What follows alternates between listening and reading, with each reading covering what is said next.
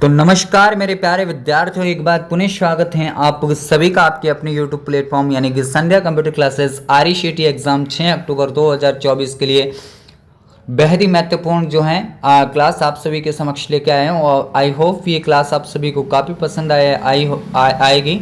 और अगर हमारा वीडियो पसंद आए और कंटेंट अगर अच्छा लगे तो चैनल को सब्सक्राइब जरूर करें, इस वीडियो को लाइक और शेयर करें। स्टूडेंट देखिएगा, आप सभी के सामने काफ़ी कम दिनों का अब समय रहा है, तो अब जो है आपको जो है समय के साथ में अपनी पढ़ाई को लापरवाही नहीं बरतना है पढ़ाई के साथ में, और कंटिन्यू जो है आपको आने वाली सभी क्लासेस को देखना है। गारंटी के साथ कहता हूँ कि आपकी एग्ज़ाम एक तरफा होगी, यानी कि आप जो है एग्जाम पे एक तरफा फतेह करके आओगे इस क्लासेस को देखने के बाद में। फिलहाल के लिए आपका टाइम ज़्यादा नहीं लूँगा, बढ़ते हैं आज के सबसे पहले क्वेश्चन की ओर। आई होप आप सभी को ये क्लास जो है काफ़ी पसंद आएगी। और आज के जितने भी क्वेश्चन हैं ओल्ड MCQ से आपके लिए गए हैं, तो आपको जो है पैटर्न भी साथ साथ में पता चलेगा कि किस टाइप से जो है हमारे RECT एग्जाम में क्वेश्चन पूछे जाते हैं। देखिए स्टूडेंट, आप सभी के सामने आज का सबसे पहला क्वेश्चन कि कंप्यूटर मेमोरी की गति का सही क्रम, यानी तेज से आपको धीरे की जो बात कर रहा है। यानी कंप्यूटर मेमोरी जो होती है वो आपके डेटा को स्टोर करने का काम करती हैं, और आपके कंप्यूटर की मेमोरी 4 प्रकार की होती है। कौन कौन सी होती है? देखिए, एक तो आपके रजिस्टर होती हैं, देन आपकी कैश है, और एक आपकी मेन मेमोरी जिसको हम लोग प्राइमरी मेमोरी कहते हैं, और एक आपकी सेकेंडरी मेमोरी होती है। देखिए, अगर बात करते हैं तो सबसे तेज मेमोरी की अगर बात करें रजिस्टर मेमोरी होती है, देन फिर उससे थोड़ी सी कम आपकी कैश मेमोरी है, देन आपकी प्राइमरी मेमोरी यानी कि मुख्य मेमोरी होती है, और उसके बाद में आपकी हार्ड डिस्क होती है। तो इस क्वेश्चन का आपका करेक्ट आंसर ऑप्शन नंबर आप सभी के लिए बी हो जाता है। अगला क्वेश्चन है कि वर्ड व्रैप की विशेषता क्या है। स्टूडेंट आपसे ये पूछा है कि जो वर्ड व्रैप होता है उसका मतलब क्या है। देखिए, वर्ड व्रैप का मतलब ये होता है कि ये जो आपका टेक्स्ट है उसको आवश्यकता अनुसार स्वतः ही क्या ले जाता है, अगली लाइन में ले जाने का काम करता है। यानी कि ऑप्शन ए अगर कोई भी यहाँ से स्टूडेंट जो है अपने माइंड में सोच रहा है तो बिल्कुल वो सही विकल्प के साथ में जा रहा है। आगे फिर है कि निम्न में से कौन से पेज मार्जिन का एक प्रकार नहीं है। देखिए, इस टाइप के एग्जाम में आपको क्वेश्चन देखने को जरूर मिलेंगे कि इनमें से ऐसा कौन सा है जो कि पेज का मार्जिन नहीं होता। देखिए, पेज के मार्जिन हमारे 4 प्रकार के होते हैं। एक तो आपका लेफ्ट होता है, और राइट होता है, और टॉप और बॉटम होता है ना, लेफ्ट राइट टॉप बॉटम। लेकिन जो सेंटर है ये एक अलाइनमेंट का प्रकार होता है। किसका प्रकार होता है? अलाइनमेंट का, जिसकी शॉर्टकट की कंट्रोल के साथ में ई होती है। तो ये सारी बातें आप लोग यहाँ से याद रखोगे, ताकि एग्जाम में अगर इस टाइप का आपको क्वेश्चन देखने को मिले तो फिर जो है आपके क्वेश्चन गलत नहीं होने चाहिए। देन फिर बात करते हैं कि प्रेजेंटेशन के समस्त स्लाइडों में समान प्रभाव देखने के लिए आप इनमें से किसका उपयोग करेंगे। यानी कि स्टूडेंट आपसे ये बोला है कि इनमें से ऐसा कौन सा विकल्प है जो कि आपको, आप जब भी PPT बनाते हैं या फिर आप पावर पॉइंट के अंदर काम करते हैं, तो ये सारी की सारी जो आपकी स्लाइडें होती हैं उनमें सभी में आपको एक ही जैसा रिजल्ट आपको देखना है ना। यानी कि जो एनिमेशन का आपका प्रभाव होता है वो समस्त स्लाइडों पे आपको लागू करना है। तो उसके लिए आपको डिज़ाइन टेम्पलेट यानी प्रेजेंटेशन डिज़ाइन टेम्पलेट का उपयोग करना होता है। ऑप्शन डी आप सभी का यहाँ से बिल्कुल करेक्ट विकल्प हो जाता है। बढ़ते हैं आज के अगले क्वेश्चन की ओर कि जो MS वर्ड 2010 में टेक्स्ट को मध्य में लाने के लिए, यानी मध्य अलाइन करने की जो शॉर्टकट कुंजी होती है वह आपकी क्या होती है। इस टाइप का जो क्वेश्चन आपको डेफिनेटली एग्जाम के अंदर पूछा जा सकता है कि जो अलाइनमेंट है, ये Ctrl+C तो आपकी कॉपी की शॉर्टकट की है ना, और कंट्रोल जो है L अगर हम लोग बात करें तो ये आपकी लेफ्ट अलाइन की होती है, और Ctrl+R जो है वो राइट अलाइन की होती है। लेकिन आपसे जो Ctrl+E दिया हुआ है, कौन सा कंट्रोल के साथ में E, ये आपका जो है टेक्स्ट को कहाँ अलाइन करता है, तो आपको बताना है सेंटर के अंदर टेक्स्ट को अलाइन करने की ये शॉर्टकट कुंजी होती है। तो इस क्वेश्चन का जो आपका करेक्ट आंसर ऑप्शन नंबर 3 यानी कि कंट्रोल के साथ में ये आपका बिल्कुल करेक्ट हो जाता है। देन नेक्स्ट क्वेश्चन की बात करते हैं कि हैंडहेल्ड कंप्यूटर का उदाहरण है। जैसे आप सभी को सबसे पहले ये कंफर्म होना चाहिए कि सर ये हैंडहेल्ड डिवाइस होते क्या है। तो देखिए स्टूडेंट, हैंडहेल्ड डिवाइस वे डिवाइस होते हैं जिनको यूजर क्या कर सकता है, अपने हाथों में रख के आसानी से यूज कर सकता है। उन सारे डिवाइसेस को अपन लोग क्या बोलेंगे, हैंडहेल्ड डिवाइस बोलेंगे। तो यानी कि यहाँ से जो है आपको एक ही ऑप्शन दिया हुआ है PDA, यानी कि पर्सनल जो है आपका PDA यहाँ से बिल्कुल करेक्ट विकल्प हो जाता है। आगे फिर बढ़ते हैं कि निम्न में से कौन सी मेमोरी का उदाहरण है, यानी इनमें से आपसे बोला है कि कौन सा एक मेमोरी का एग्जाम्पल है। तो मेमोरी का एग्जाम्पल आपसे पूछा है, और मेमोरी आपसे कौन सी पूछी है, प्राइमरी मेमोरी की बात की है। तो यहाँ से आप सभी लोग देखेंगे कि प्राइमरी मेमोरी के अंदर आपका ऑप्शन नंबर बी आ जाता है, यानी रैम, रोम और पी रोम, ये सारी की सारी आपकी कौन सी मेमोरी होती हैं, प्राइमरी मेमोरी होती हैं। और बाकी के जो डिवाइसेस आपको दिए हुए हैं मेमोरी के अंदर, वो सारी की सारी आपकी सेकेंडरी डिवाइसेस के अंदर आती हैं, यानी सेकेंडरी मेमोरी के अंदर आती हैं। तो रैम, रोम, पी रोम, इनके अलावा भी जो हैं AP रोम वगैरह, ये सारे के सारे आपके प्राइमरी मेमोरी के एग्जाम्पल होते हैं। आगे फिर नेक्स्ट क्वेश्चन आपसे बोला है कि गणना से संबंधित कार्य किए जाते हैं, यानी कि आपसे क्वेश्चन ये पूछा है CPU के बारे में पूछा है कि इनमें से कौन सा ऐसी डिवाइस है या फिर CPU का कौन सा ऐसा पार्ट्स हैं जो आपको कैलकुलेशन से रिगार्डिंग काम करता है। तो इनमें से जो है आपका ऑप्शन ए बिल्कुल करेक्ट माना जाएगा, जिसका नाम क्या है, ALU, यानी अर्थमेटिक लॉजिकल यूनिट जो है ये आपका क्या करता है कि CPU के अंदर काउंटिंग के संबंधित काम करने का कार्य करता है। यानी लॉजिकल काउंटिंग हो सकती है या फिर आपकी न्यूमेरिकल यानी अंक गणितीय और लॉजिकल दोनों के दोनों काउंटेशन का काम आपका कौन करता है, ALU करता है। देन फिर अगला क्वेश्चन है कि ताप, दबाव, गति आदि संकेतों के आधार पर कार्य करने वाले कंप्यूटर आपके कौन से हैं। तो देखिए कंप्यूटर आपके जो हैं ऑपरेटिंग थ्योरी के आधार पे कंप्यूटर आपके 3 टाइप्स के होते हैं। उनमें से अगर आपसे पूछे कि ऐसा कौन सा कंप्यूटर है जो कि ताप, दबाव, गति आदि संकेतों पर के आधार पे कार्य करता है, तो आपका एनालॉग कंप्यूटर यहाँ से बिल्कुल करेक्ट विकल्प हो जाता है। आगे फिर क्वेश्चन है कि यह एक प्रोटोकॉल होता है, आपसे पूछा है कि इनमें से कौन सा एक ऐसा है जो कि प्रोटोकॉल का एग्जांपल होता है। या TCP भी प्रोटोकॉल है ना, ट्रांसमिशन कंट्रोल प्रोटोकॉल। HTTP भी आपका प्रोटोकॉल होता है, हाइपर टेक्स्ट ट्रांसफर प्रोटोकॉल। और FTP भी आपका क्या होता है, फाइल ट्रांसफर प्रोटोकॉल, इन फाइलों को ट्रांसफर करने का एक प्रोटोकॉल है। ऑप्शन डी आप सभी का यहाँ से बिल्कुल करेक्ट विकल्प हो जाता है। आगे फिर अगले क्वेश्चन की बात करते हैं कि वेबसाइट या वेब पेज को एक्सेस करने के लिए यूनिफॉर्म रिसोर्स लोकेटर यानी कि URL का उपयोग किया जाता है। और URL किसी भी वेबसाइट का एड्रेस ही होता है, तो इसे खाली जगह के नाम से भी जाना जाता है। तो इसको जो है एड्रेस के रूप में जाना जाता है, और इसको आप लिखोगे कहाँ पे, तो आपका जो वेब ब्राउज़र होता है उसकी जो एड्रेस बार होती है उसी के अंदर जो है आपको किसको लिखना होता है, URL को लिखना होता है। तो ये सारी बातें आप लोग यहाँ से कंफर्म रखोगे। नेक्स्ट क्वेश्चन की हमें बात करता है कि निम्न में से कौन सा एक सर्च इंजन है। देखिए सर्च इंजन हमारे 3 होते हैं जो कि हमारे सिलेबस के अंदर दिए हुए हैं। इनके अलावा भी बहुत सारे सर्च इंजन होते हैं, लेकिन हमें अपने सिलेबस के अकॉर्डिंग बात करनी है। एक तो गूगल है, और जो है याहू है, बिंग है, अल्ट्रा विस्टा है, ये सारे के सारे आपकी क्या है सर्च इंजन के एग्जांपल होते हैं। इन्हें उपरोक्त सभी विकल्प आपका यहाँ से बिल्कुल करेक्ट हो जाता है। देन फिर नेक्स्ट आपसे पूछा है कि ग्राफिकल यूजर इंटरफेस GUI आधारित ऑपरेटिंग सिस्टम आपका कौन सा है। एक ऐसा OS जो कि किस पे काम करता है, ग्राफिकल यूजर इंटरफेस पे कार्य करता है।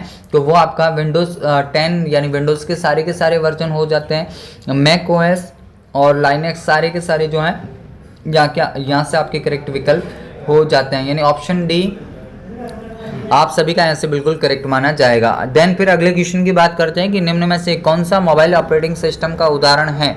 आपसे ये पूछा है कि कौन सा मोबाइल का ऑपरेटिंग सिस्टम का एग्जांपल है। तो यहाँ से जो है एंड्रॉयड और विंडोज़ फ़ोन और आपका एप्पल iOS, ये तीनों के तीनों होते हैं, लेकिन यहाँ पे हमें ऑप्शन एंड्रॉयड दिया है, तो उसी को हम लोग क्या मानेंगे, करेक्ट आंसर के रूप में मानेंगे। और एंड्रॉयड को ये भी आप लोग पता रखोगे कि एक ओपन सोर्स जो है सभी के लिए निःशुल्क वाला ऑपरेटिंग सिस्टम होता है।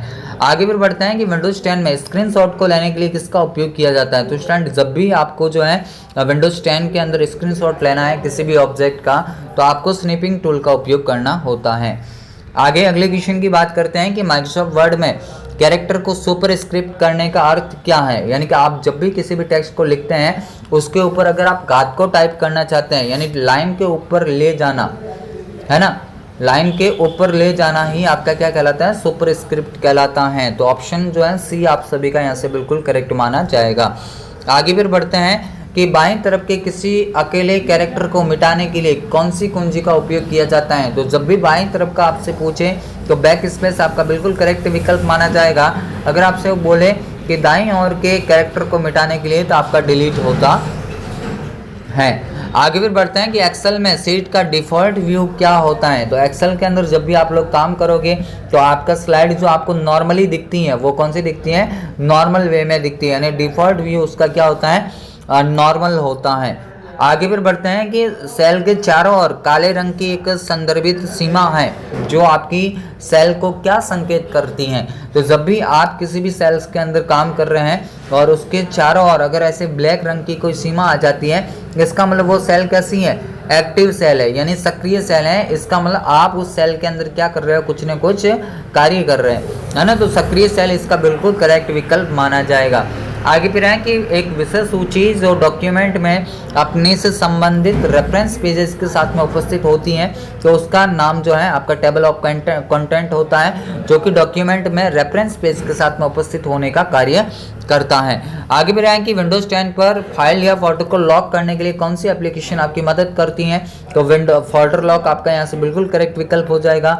विंडोज डिपेंडर एक रियल टाइम एंटीवायरस है, जबकि कोर्टाना आपका वॉइस पावर्ड पर्सनल असिस्टेंट का एग्जांपल होता है। देन फिर अगला क्वेश्चन है कि एक्सेल 2003, एक्सेल 2007, एक्सेल 2010 में फाइल का एक्सटेंशन क्या होता है। तो देखिए, जब भी आपको 2003 का पूछे एक्सेल एस होता है, अगर 2007 पूछे तो पीछे आपको एक्स और लगाना है, अगर 2010 पूछे तो भी क्या लगता है, एक एक्स लगता है, यानी ऑप्शन सी आपका यहाँ से करेक्ट विकल्प माना जाएगा। आगे फिर है कि वर्कशीट में रो तथा कॉलम के टाइटल को होल्ड करने हेतु, ताकि जब वर्कशीट को स्क्रॉल किया जाए तो स्क्रॉल ना हो, निम्न में से किसका उपयोग किया जाता है। तो प्रिस्पेंस कमांड आपका यहाँ से बिल्कुल करेक्ट विकल्प माना जाएगा। आगे फिर है कि इलेक्ट्रॉनिक उपकरणों में स्थापित एक वायरलेस तकनीक जिसका उपयोग डेटा को कम दूरी में ट्रांसफर करने के लिए, आदान प्रदान करने के लिए उसको उपयोग किया जाता है। तो ब्लूटूथ आपका यहाँ से बिल्कुल करेक्ट होगा। और ब्लूटूथ आपका एक पैन प्रकार का नेटवर्क होता है, पर्सनल एरिया नेटवर्क, है ना।